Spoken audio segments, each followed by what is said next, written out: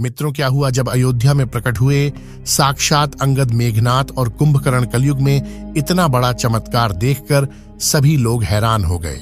दोस्तों, प्राण प्रतिष्ठा 22 जनवरी से पहले कई बड़े बड़े चमत्कार हो चुके हैं। अयोध्या में सबसे पहला चमत्कार उस समय ही हो गया था जब जटायु के वंशज गिद्ध दिखाई दिए थे। उसके बाद जामवंत की वंशज भालू दिखाई दिए थे, जिनको देखकर वैज्ञानिक भी हक्के बक्के में पड़ गए थे। लेकिन आज के इस चमत्कार को अभी तक का सबसे बड़ा चमत्कार बताया जा रहा है, जिसके पीछे की सच्चाई जानकर आप भी हैरान हो जाएंगे। आखिर क्या है पूरी सच्चाई? क्या सच में अंगद मेघनाथ कुंभकर्ण को अयोध्या में देखा गया है? इसी रहस्य से आज पर्दा उठेगा। अब राम मंदिर के उद्घाटन की तैयारी इतनी जोरों शोरों से हो रही है, जिसमें दिन रात राम मंदिर कमेटी काम कर रही है। उसी के साथ राम के भक्त भी अयोध्या में अपना पूरा योगदान दे रहे हैं। वही 22 जनवरी को अयोध्या में दिवाली से भी ज्यादा अच्छी तरीके से सजाया जा रहा है, जिसमें इस बार पूरी अयोध्या को दीपकों, फूलों, लाइटों से जगमगाया जाएगा। इसी के साथ आपको अयोध्या राम मंदिर से जुड़ी कई जानकारी दूंगा, जिसमें राम मंदिर का उद्घाटन का टाइम क्या होगा, राम मंदिर में कहां-कहां से श्रद्धालु आएंगे और कहां-कहां से डीजे लाइटें और कितने मंडलों में पूजा होगी और इस दिन का कितना खर्चा आएगा। वहीं पर जमीन से लेकर आसमान तक आर्मी के कमांडो ही दिखाई देंगे। क्या राम मंदिर के ऊपर हेलीकॉप्टरों से फूलों की वर्षा होगी? पूरी जानकारी आपको इसी वीडियो के माध्यम से दूंगा। वीडियो शुरू करने से पहले अगर आप भी सच्चे राम भक्त हैं तो कमेंट में जय श्री राम लिखकर चैनल को सब्सक्राइब कर लीजिए। तो चलिए अब शुरू करते हैं। सबसे पहले बात करते हैं अंगद के बारे में। भगवान राम की सेना में कई वीर योद्धा थे, जिनमें एक थे राजा बाली और अप्सरा तारा के पुत्र अंगद। अंगद प्राण विद्या में पारंगत थे, जिस कारण पूरी लंका में कोई उनका पैर तक नहीं हिला सका। भगवान श्री राम जब माता सीता को लाने के लिए लंका जा रहे थे, तब उनकी सेना में सुग्रीव, हनुमान जी, जामवंत और अंगद जैसे कई वीर योद्धा शामिल थे। अंगद वानर सेना राजा बाली और अप्सरा तारा के पुत्र थे। अंगद प्राण विद्या में शक्तिशाली थे, इस कारण उनका शरीर इतना बलिष्ठ था कि कोई उनके पैर को भी कोई नहीं हिला सकता था। अंगद के साथ ही श्री राम की सेना में हनुमान जी और जामवंत भी प्राण विद्या में पारंगत थे।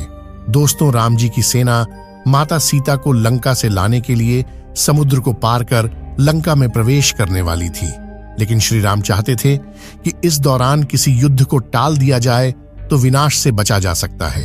युद्ध से होने वाले विनाश से बचने के लिए राम जी ने अंगद को रावण के पास शांतिदूत बनाकर भेजा। अंगद जब शांतिदूत बनकर रावण की सभा में पहुंचे तो रावण में अंगद का खूब अपमान और उपहास किया। इससे अंगद बहुत खिन्न हो गया। अंगद ने पूरी सभा में ही प्रस्ताव रख दिया कि यहाँ मौजूद सभासद में यदि कोई उसका पैर भी जमीन से हिला दे तो वे हार मान लेंगे और श्री राम व पूरी सेना के साथ वापस अयोध्या को लौट जाएंगे। इतना कहते ही अंगद अपने पैर बहुत शान से भूमि पर टिकाकर खड़े हो गए। रावण की सभा में मौजूद सभी लोग एक एक कर आए और अंगद के पैर को हिलाने की कोशिश की, लेकिन अंगद का पैर टस से मस नहीं हुआ और सभी इस कार्य में असफल रहे। इसके बाद रावण की सभा में मौजूद सभी लोग जब हार गए तो रावण का पुत्र मेघनाथ भी आया, वो भी असफल रहा। भारी सभा में अंगद की चुनौती से सन्नाटा पसर गया। सभी के सिर झुक गए। ये स्थिति देख तब लंकापति रावण को खुद ही अंगद के पैरों में आना पड़ा।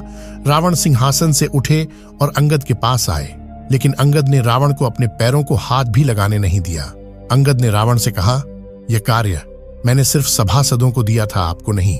आपका मेरे चरणों को स्पर्श करना निरर्थक है। यदि आपको किसी के पैरों को स्पर्श करना है तो आप प्रभु श्री राम के चरणों में शरण लें, आपका कल्याण हो जाएगा। अंगद की इस बात को सुन रावण मौन रह गए और पुनः अपने सिंहासन पर विराजमान हो गए। अब बात करते हैं कुंभकर्ण के बारे में। कुंभकर्ण रावण का वफादार भाई था, लेकिन उनका धर्म और नीति के प्रति समर्पण सभी के बारे में नहीं था। वे रावण की नीतियों के खिलाफ थे, लेकिन उन्होंने अपने भाई के प्रति वफादारी के कारण उनके आदेशों का पालन किया। कुंभकर्ण ने राम और लक्ष्मण के वनवास के दौरान रावण के आदेश पर उन्हें विजयी बनाने के लिए लड़ने की कोशिश की थी। रामायण की कथा बताती है कि जब रावण के अत्याचारों से 3 लोकों की शांति भंग हो गई और लोग परेशान होने लगे, तब भगवान विष्णु ने श्री राम के रूप में 7वां अवतार लिया। रावण के बारे में शास्त्रों में वर्णन मिलता है कि वो बहुत ही ज्ञान था, लेकिन साथ साथ अभिमानी भी था। उसे अपनी शक्ति पर भी अपार अभिमान था। उसे किसी भी प्रकार के अत्याचार को करने में दुख नहीं होता था, इसीलिए उसके अत्याचार और गलत कामों की सूची बढ़ने लगी। रावण इतना अहंकारी और क्रोधी था कि उसे अपने भाइयों की भी सलाह पसंद नहीं आती थी। उसे ये गुमान था कि वो जो भी कर रहा है वो ही श्रेष्ठ और उत्तम है। विभीषण की तरह रावण का एक भाई और भी था जो उसके हर बुरे कार्य का विरोध करता है। बावजूद इसके युद्ध में रावण का पूरा सहयोग किया और भगवान राम के हाथों मारा गया। अब बात करते हैं कुंभकर्ण कितने दिन सोता है। कुंभकर्ण ने ब्रह्मा जी को प्रसन्न करने के लिए घोर तपस्या की, लेकिन जब वरदान देने का अवसर आया तो माता सरस्वती उसके जीभ पर बैठ गईं, जिसके कारण उसकी जबान लड़खड़ा गई और उसने इंद्रासन की बजाय निद्रासन मांग लिया। बाद में उसे अपनी गलत का एहसास हुआ तो रावण के कहने पर ब्रह्मा जी ने उसे 6 माह तक सोने का वरदान दे दिया, लेकिन साथ ही ब्रह्मा जी ने ये चेतावनी भी दी कि इसके बाद केवल 1 दिन के लिए उठेगा, लेकिन इससे पहले यदि कुंभकर्ण उठेगा तो उसकी मृत्यु हो जाएगी। कुंभकर्ण के बारे में कहा जाता है कि वो अत्यंत विद्वान था। उसे भी वेद, शास्त्र आदि की जानकारी थी। वहीं जब कुंभकर्ण जागता था तो शोध कार्य किया करता था। कुंभकर्ण के पिता का नाम ऋष्यविश्रवा था। कुंभकर्ण भूत और भविष्य का भी ज्ञाता था, इसीलिए उसने रावण को कई बार समझाने की कोशिश की, लेकिन रावण ने उसकी एक न मानी। कुंभकर्ण को जब ये ज्ञात हुआ कि रावण माता सीता को हर लाया है और अशोक वाटिका में रखा हुआ है, तो उसने रावण के इस कृत्य का विरोध किया। कथाओं के अनुसार कुंभकर्ण मर्यादा और रिश्तों को निभाने वाला राक्षस था, इसलिए उसने रावण से कहा कि मैं जानकर भी अर्धम का साथ दे रहा हूं, क्योंकि मुझे भाई का साथ देने के लिए कहा गया है, लेकिन जो किया है उसे किसी भी सूरत में सही नहीं कहा जा सकता है। इसके बाद कुंभकर्ण रावण की तरफ से भगवान राम की सेना पर टूट पड़ता है। कुंभकर्ण वानर सेना को तहस नहस कर देता है। वानर सेना में खलबली मच जाती है और अंत में स्वयं भगवान राम को कुंभकर्ण से युद्ध करने के लिए आना पड़ता है। युद्ध में भगवान राम के हाथों उसका वध होता है। कुंभकर्ण इस बात को भी जानता था कि श्री राम भगवान विष्णु के अवतार हैं। इसके बाद अब बात करते हैं मेघनाद के बारे में। जब मेघनाद का जन्म हुआ तो वह मेघ गर्जन के समान जोर से रोया, इसी से उसका नाम मेघनाद रखा गया। मेघनाद विशाल भयानक वटवृक्ष के पास भूतों को बलि देकर युद्ध में जाता था, इसी से वह अदृश्य होकर युद्ध कर पाता था। मेघनाद लंका के राजा रावण का पुत्र था, जो मयकन्या तथा रावण की पटरानी मंदोदरी के गर्भ से उत्पन्न हुआ था। एक महान योद्धा के रूप में देखा जाने वाला मेघनाद लंकापति रावण का सबसे बड़ा पुत्र था। रावण की पहली पत्नी मंदोदरी मेघनाद की माता थी, जिन्होंने इतने शूरवीर पुत्र को अपनी कोख से ही जन्म दिया था। उनको मेघनाद नाम क्यों दिया गया, इसके पीछे भी एक रोचक तथ्य छिपा हुआ है। ऐसा बताया जाता है कि हमारे ग्रंथों में इस बात का वर्णन है कि जब मेघनाद का प्राकट्य हुआ था तब उसके रोने की आवाज एक साधारण बालक की तरह नहीं, बल्कि बादल के गड़गड़ाहट की तरह सुनाई पड़ती थी, जिसके वजह से उस बालक का नाम मेघनाद रखा गया। मेघनाद रावण का बड़ा पुत्र होने के साथ साथ लंका का युवराज भी था, जिसे रावण बेहद प्यार करता था। जितना बड़ा महान विद्वान ज्योतिष रावण था, उससे भी कहीं ज्यादा गुणवान, महान योद्धा और सबसे बड़ा ज्ञानी वह अपने बेटे मेघनाद को बनाना चाहता था।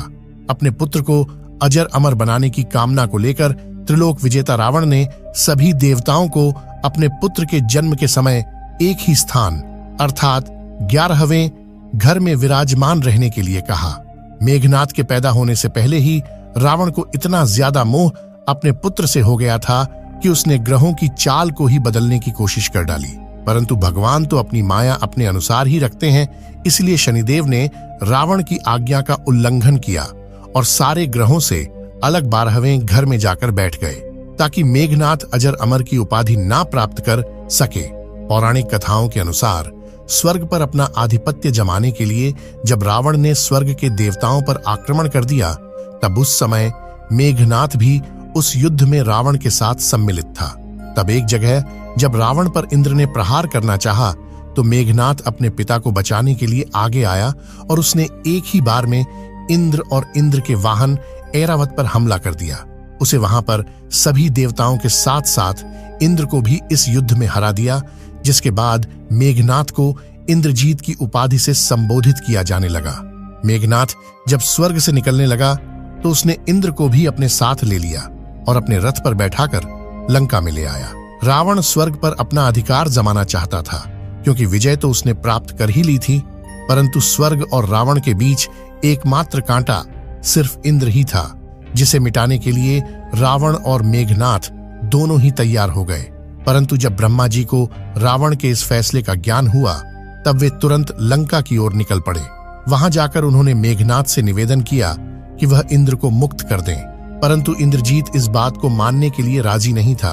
ब्रह्मा जी ने कहा कि तुम यदि इंद्र को छोड़ देते हो तो मैं उसके बदले तुम्हें एक वरदान देने का वचन देता हूँ। मेघनाथ ने ब्रह्मा जी के उस वचन का फायदा उठाते हुए उनसे अमरता का वरदान प्रदान करने के लिए कहा। तब ब्रह्मा जी ने मेघनाथ को समझाया और कहा कि अमर होना इस प्रकृति में किसी भी जीव के लिए संभव नहीं है, क्योंकि यह तो प्रकृति के ही खिलाफ है। तब उन्होंने इंद्रजीत से कहा कि वह कोई दूसरा वरदान मांग ले। इंद्रजीत अपनी बात पर अड़ा रहा।